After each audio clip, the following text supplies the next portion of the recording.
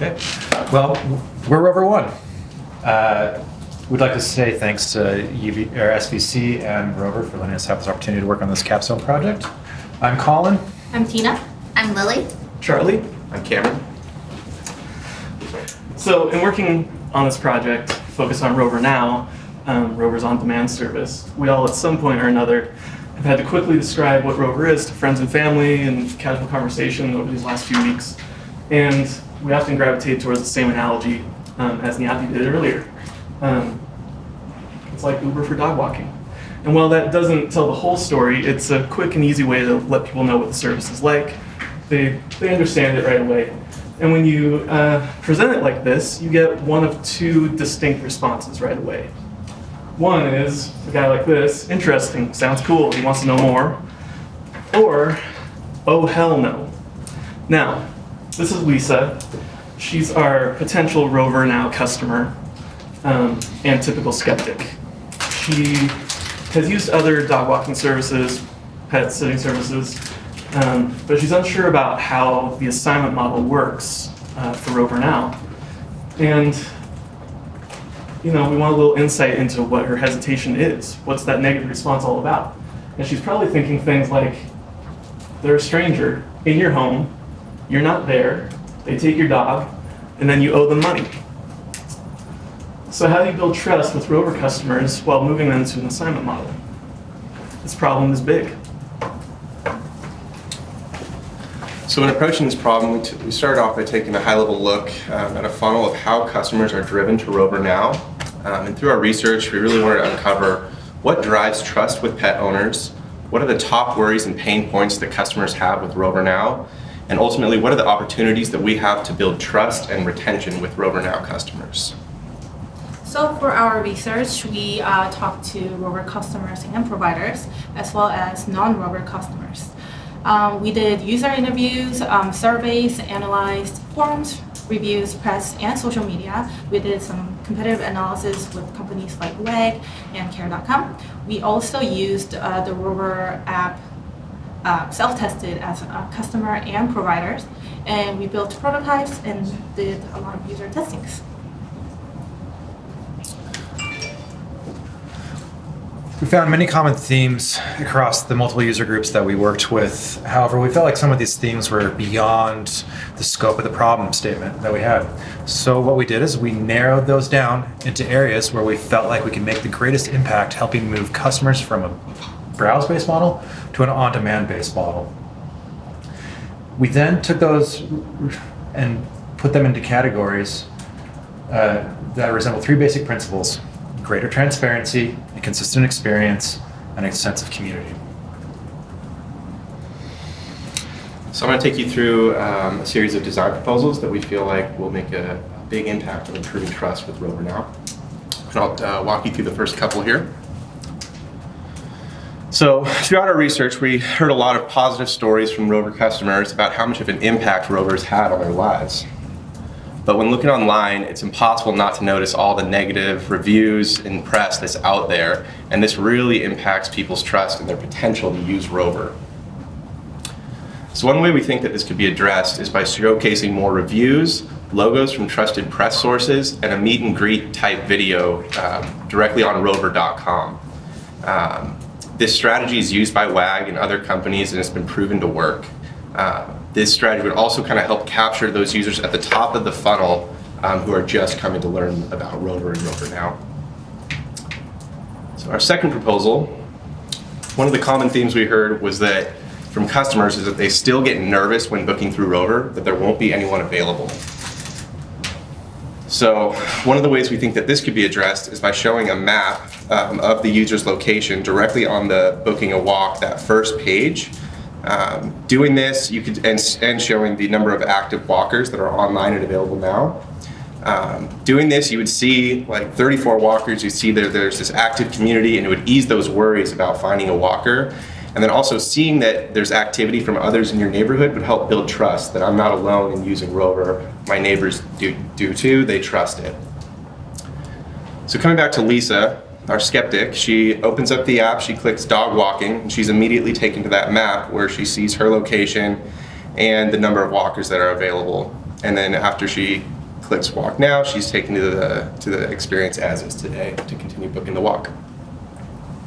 So 90% of our survey shows 90% of customers want to have face-to-face interactions with their walkers. They want to know who's going to walk their dogs and make sure their dogs are in good hands. This shows many customers are afraid of this random walker walking their dog, and there's a lack of transparency on the walker process. So to increase the transparency, we designed a video chat feature that allows customers to have more direct communications with walkers. Customers can request a video chat before they confirm the walk. So back to the Lisa, the skeptic, she can actually request the video chat before she confirms the walk, and she has an option to chat now or to schedule to do it later. So with this feature, customers like Lisa would feel less anxious about booking through Rover Now model and feels more safe and confident about it. So what do we really know about the person walking our dog? Well, only 35% of customers feel there is enough information on provider profiles. And 90% of customers say that quality provider training is very important. And we also heard from the survey that customers had little to no idea what that quality training actually included. So we built out the provider profile page. We have a little About Me video to start. Then we have auto-populated badges that are awarded to providers based on feedback from owners after a booking. And then we also have certifications much more prominent on the profile. So this did really well when we tested it. After our usability tests, the perceived trust increased with all of our users. So here, Lisa has just been assigned this walker, Carrie, and she can see from her badges that she has been walking dogs with Rover for over 3 years, and she's a great communicator. And next, she sees that Carrie has passed the harness test, so Lisa feels confident that Carrie can put on the special collar that her dog has, and then she can continue to browse through all of the certifications and skills as she likes. Next, we'll see just a little snippet of what an introductory video might look like. Hi, my name's Carrie. I love all animals and I have 3 dogs of my own. I've been walking friends and family's dogs for over 5 years, and I've been working for Rover for 3.5 years now. I've done all their certifications. You can check them out in my profile below.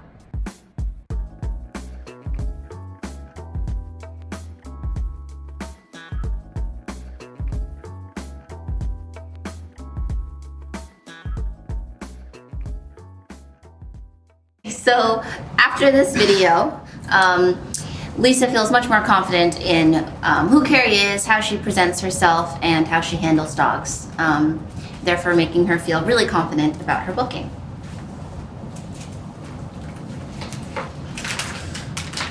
We asked customers, what do they rely on most when they're choosing a walker now with Rover? And all of them said, provider reviews. Next question we asked was, how likely were they to leave a response for feedback beyond the star rating? And the average answer was unlikely. We found that customers were less likely to leave detailed reviews with the current experience, but also heavily relied on reviews when choosing a walker. Our answer to this is to make leaving detailed reviews easier. Now, customers have more of a choice when leaving reviews beyond a star rating and leaving written reviews. When we're doing testing of our fast feedback options, we saw an increase in customer review completions, as well as an increase in perceived trust. We can track the success of this feature by looking for an increase in review completions. The data that's actually captured here feeds into the provider's badges, which you saw previously, thus fostering better relationships between providers and customers. Coming back to Lisa, Lisa just received her very first report card for her Rover Now walk from Carrie, and Lisa was ecstatic with how well it went and enjoyed Carrie. And so she wants to leave feedback for Carrie. Lisa is presented with a fast feedback option like she's familiar with in apps like Lyft. She quickly taps in her feedback and was so impressed by Carrie, she also leaves a written review for her. Lisa is providing valuable information for Carrie as a provider. Lisa makes the connection between the fast feedback options and Carrie's badges. These badges were what initially presented Carrie Lisa with some trust that Carrie was a trusted provider among the Rover community.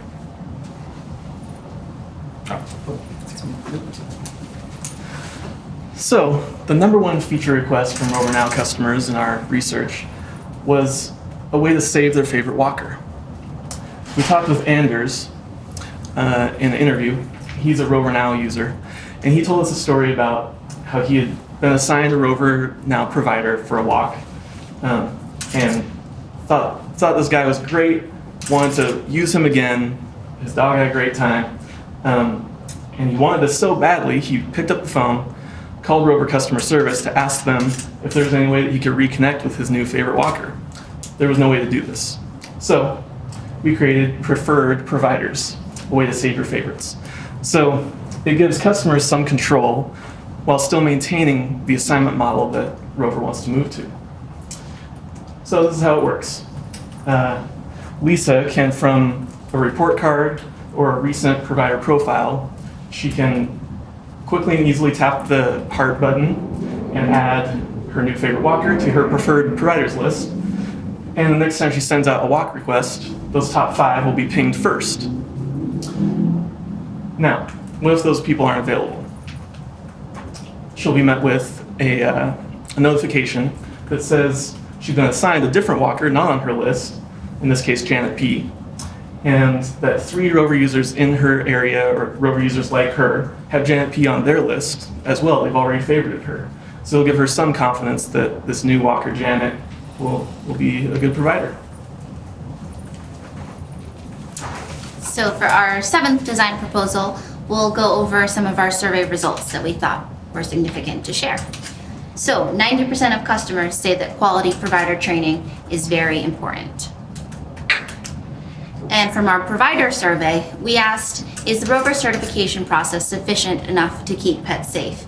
And 37% of providers said no. And this was very surprising to us.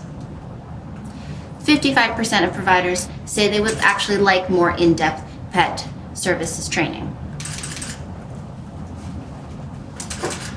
So it's clear customers want to know more about the training. They need to know more about the training. And providers have made it clear that they're asking for more in-depth training and certification. So we need to create a space where we can get this done. Rover Neighborhood Center. Now, we could go around the country and build Rover Neighborhood Centers from the ground up. That's probably a very expensive, costly endeavor. So we can do the next best thing and partner with companies like Mud Bay that have already earned the trust and respect of pet owners. So there we can take care of things like this for providers. We can give them more in-depth training and certification, help them make those profile videos that you almost saw earlier, and earn profile badges. For customers, they can meet a provider in person, see the training in action, and build community amongst themselves. So today, we've gone through a series of proposals that we think would make a big impact on improving trust with Rover Now. But remember that this problem's big, and design is only one piece of the pie. But with these proposals, we really think that they'll make an impact, and our research showed it. We asked users when we were going through our testing beforehand, how much do they trust Rover? The average answer was a 4. After we went through our proposals with them, that average answer rose to a 6. So with these, we really think that they'll have a big impact on improving trust and turn customers like Lisa, who are skeptics, into Rover Now customers who love to use it. Thank you.